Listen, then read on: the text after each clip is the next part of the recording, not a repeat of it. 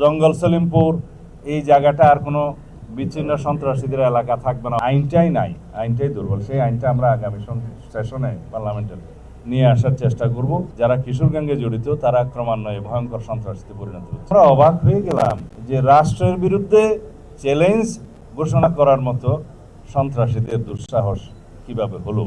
তারা এই রাস্তা কেটে ভেকু নিয়ে এসে বুলডোজার নিয়ে এসে আন্ডার কনস্ট্রাকশন ক্যাম্প ভেঙে দেওয়ার সাহসটা পায়।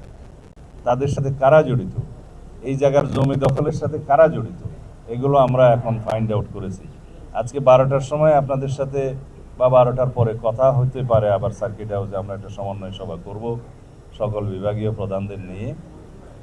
এখানে কিছু আমরা বাস্তব চিত্র, ড্রোন চিত্র, সড়ক যোগাযোগের চিত্র এগুলো দেখেছি। কিছু সরকারি সিদ্ধান্ত জানিয়েছি যেগুলো বাস্তবায়ন হবে। সলিমপুর ইউনিয়ন পাশে সীতাকুণ্ডের সাথে যোগাযোগ, ভাটিয়ারির সাথে যোগাযোগ, হাটহাজারী বাইপাসের সাথে যোগাযোগ এবং চট্টগ্রাম কক্সবাজার মহাসড়কের সাথে যোগাযোগ কিভাবে স্থাপন করা যায়, কিভাবে রোড নেটওয়ার্ক স্থাপন করা যায় এবং এখানে আমাদের যে পুলিশের জন্য, বিজিবির জন্য, র্যাবের জন্য, অন্যান্য বাহিনীর জন্য এবং সেনা নিবাসের জন্য কি কি ফ্যাসিলিটিস ক্রিয়েট করা যায় সেই বিষয়ে আমরা কথা বলেছি, এগুলো পরিকল্পনা করছি। তবে স্থানীয় অধিবাসী যারা বিভিন্নভাবে এখানে কোনো না কোনো কারণে বসতি স্থাপন করতে বাধ্য হয়েছে অস্থায়ীভাবে বা রিহেবিলিটেটেড হয়েছে বিভিন্ন কারণে, তাদেরকে কিভাবে পুনর্বাসন করা যায় সেটা আমরা একটা পরিকল্পনা করব। তাদের কাউকে এখান থেকে আপাতত উচ্ছেদ করা হবে না। আমরা জনগণের সরকার, জনগণকে কমফর্ট দেওয়ার জন্য আমরা আমাদের সমস্ত পরিকল্পনা করব। সুতরাং কেউ যদি এখানে ভীতির সৃষ্টি করতে চায় যে উচ্ছেদ করা হবে ইত্যাদি করা হবে, তারা যেন প্রশাসনের সাথে আগেই যোগাযোগ করে। এখানে কারাগারের একটা স্থাপনা অনেক বছর আগের থেকেই ঝুলে আছে, যেটা চট্টগ্রাম কারাগারকে শিফট করা, সেইটা একটা খাস ল্যান্ডের মধ্যে বাইজুদ লিঙ্কের আশেপাশে, যেখানে এখনো আবাস নাই, বসতি নাই, সেই জায়গাটা চিহ্নিত করে সেটা মোটামুটি ডিমার্কেটেড করা হয়েছে। জেলা প্রশাসন সেটা ব্যবস্থা নেবে বুঝিয়ে দেওয়ার জন্য। এটা প্রশাসনিক অনুমোদন অনেক আগেই দেওয়া হয়েছে। আপাতত এইটুকু আমরা আপনাদের সবার সহযোগিতা চাই।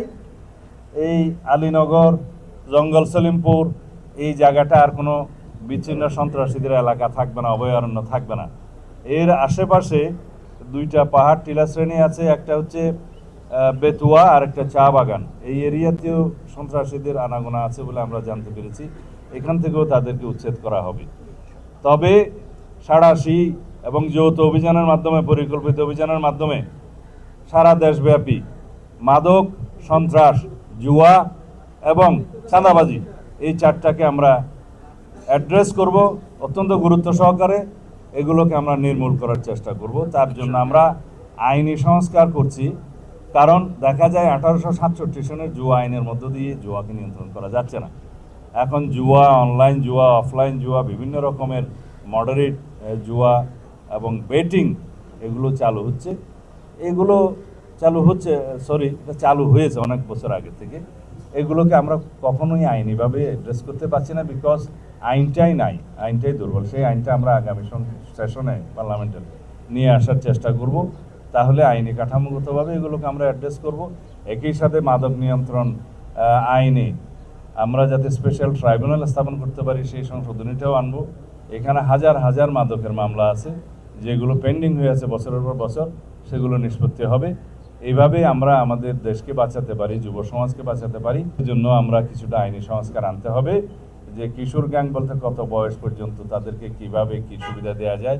কারণ আইনের ফাঁক ফুকর গলিয়ে কিশোরদের যে সুবিধা আছে, জুভেনাইল ডিলিনকুয়েন্সির যে সুবিধা আছে, সেটা তারা নিচ্ছে এবং এই কিশোররা যারা কিশোর গ্যাংয়ে জড়িত তারা ক্রমান্বয়ে ভয়ঙ্কর সন্ত্রাসীতে পরিণত হচ্ছে।